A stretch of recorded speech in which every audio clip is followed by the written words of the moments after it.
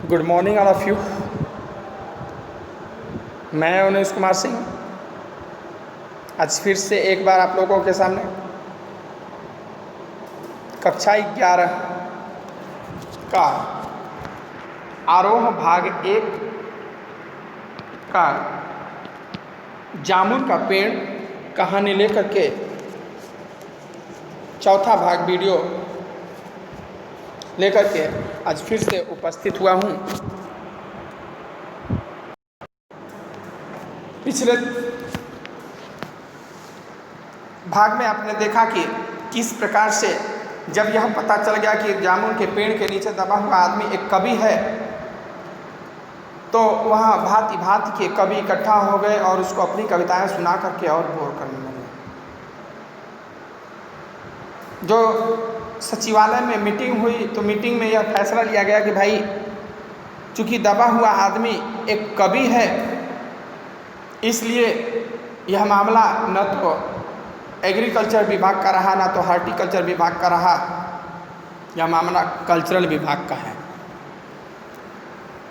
और मामला कल्चरल विभाग को दे दिया गया। कल्चरल विभाग के सेक्रेटरी को जब पता चला तो वह तुरंत दौड़ा दौड़ा आया और उसने पूछा कि क्या तुम कवि हो? तो उसने सिर हिलाया, हाँ। बोला किस उपनाम से लिखते हो? तो कहा कि ओस। सेक्रेटरी बड़ा अचंभित होकर के बोला कि ओस, वही ओस? कह रहा जो कि ओस के फूल लिखे हो कहानी। क्या था? हाँ। कहा कि तुम हमारे क्लब के मेंबर हो? तो कहा नहीं। कहा कि कितना बड़ा ये दुख की बात है कि इतना बड़ा कवि होकर के, ओस के फूल के लेखक होकर के भी हमारी आदमी के मेंबर नहीं है और गुमनामी की ज़िंदगी में दबा हुआ है।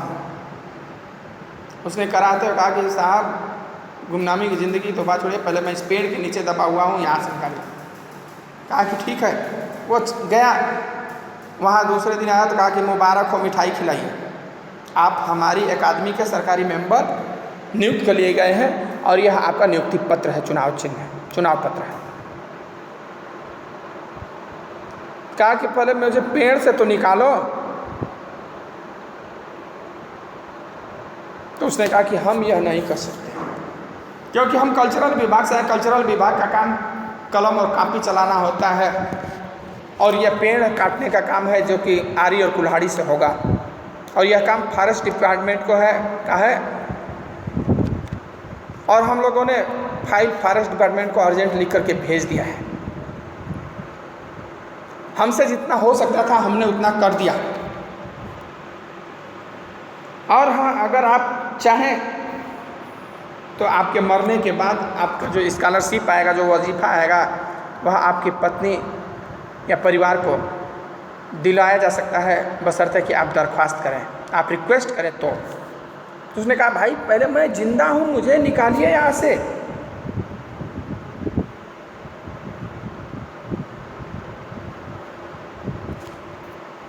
वो चला गया।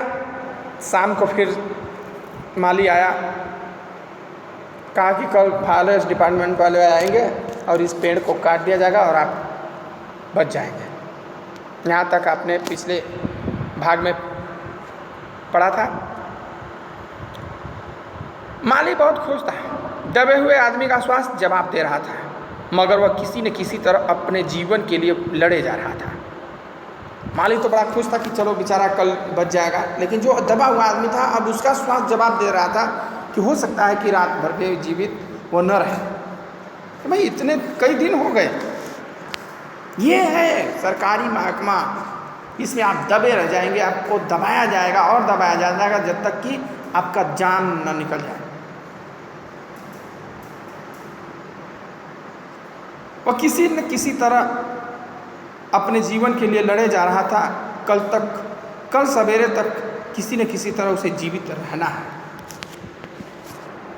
वह व्यक्ति दूसरे दिन जब फॉरेस्ट डिपार्टमेंट के आदमी आरी कुल्हाड़ी लेकर पहुँचे तो उनको पेड़ काटने से रोक दिया गया।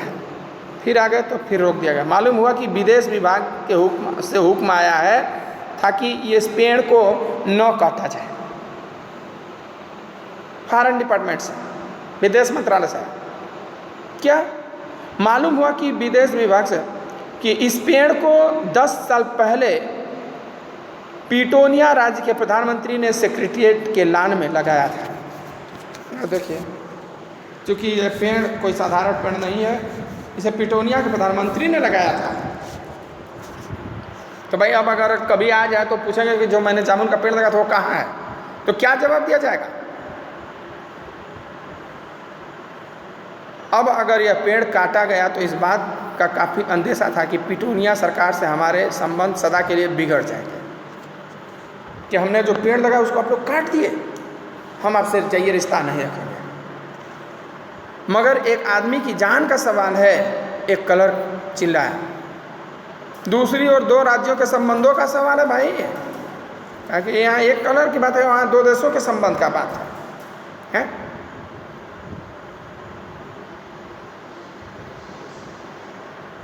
दूसरे कलर ने पहले कलर को समझाया, और यह भी तो समझो कि पिटोनिया सरकार हमारे राज्य को कितनी सहायता देती है।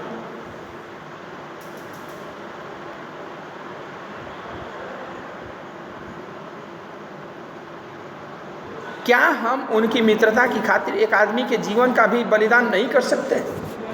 ये राजनीतिक जो राजनेता होते हैं वो अपने फायदे के लिए न जाने कितने लोगों को कुर्बान कर दें, उनका अपना फायदा होना चाहिए। कभी को मर जाना चाहिए निस्संदेह। वो समझाया कि इस कभी को मर जाना। भाई बताओ, वो प्रधानमंत्री है, उस देश का हमारा कितना संबंध है, हमको सहायता प्रदान करता है? नाराज कर देना उसका क्या एक आदमी के लिए ठीक है? अरे मर जाएगा, क्या है, करोड़ों लोग हैं। अंडर सेक्रेटरी ने सुपरिटेंडेंट को बताया, आज सवेरे प्रधानमंत्री दौरे से वापस आ गए हैं, आज 4 बजे विदेश विभाग इस पेड़ की फाइल उनके सामने पेश करेगा, जो वे फैसला लेंगे वही सबको स्वीकार होगा। तब तक अंडर सेक्रेटरी कहा कि भाई प्रधानमंत्री विदेश दौरा पर गए हुए थे, अब वो वापस आ गए हैं, आज शाम को उनके सामने विदेश मंत्रालय फाइल लेकर के जाएगा और जो निर्णय वो लेंगे वो होगा। शाम के 5 बजे स्वयं सुपरिटेंडेंट कवि की फाइल लेकर उनके पास गए। 5 बजे मीटिंग थी, स्वयं सुपरिटेंडेंट फाइल लेकर के प्रधानमंत्री के सामने गए।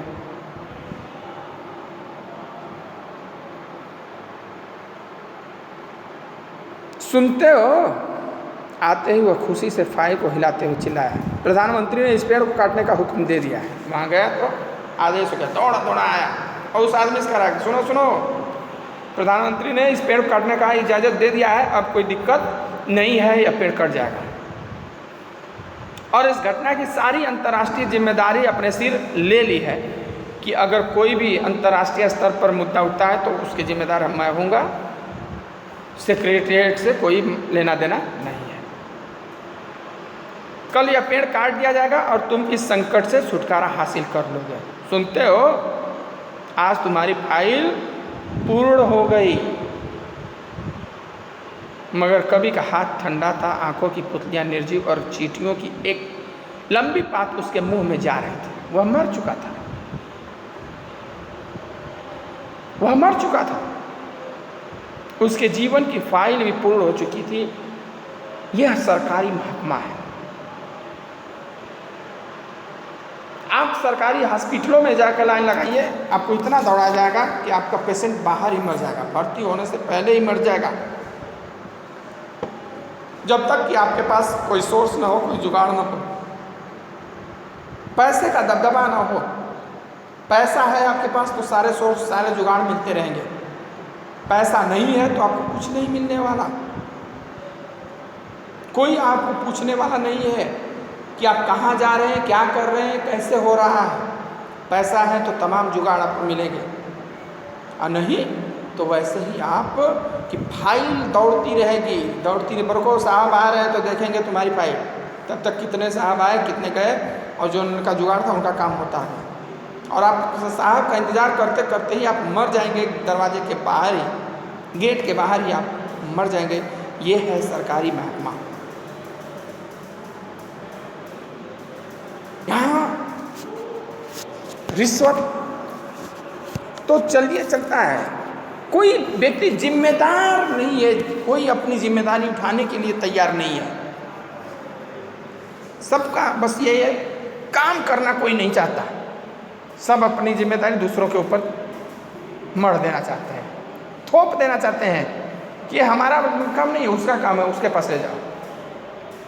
कोई भी आप लेकर ना, साहब ये कर दिए, टेबल नंबर 4 पर जाइए, टेबल नंबर 4 पर गए, साहब इसको कर दीजिए। अरे पहले 2 से होकर के आइए तब नहीं आएंगे, 2 पे गए, अच्छा बैठिए अभी हम नहीं, अभी अब आए नहीं है साहब। आधा घंटा बैठे साहब आए, अरे पहले लोग यहीं आते हैं, अरे पहले टेबल नंबर 3 पर जाइए तब 2 पर आएंगे हैं।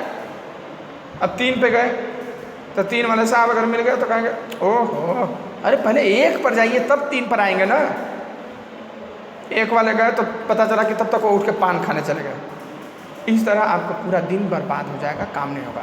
और उसी फाइल में अगर 10, 20, 50 की नोट डाल दिए होते तो वो 4 नंबर के टेबल पर गए होते, तो वहीं पहले ही काम हो गया होता, तुरंत जायज़ राय देते।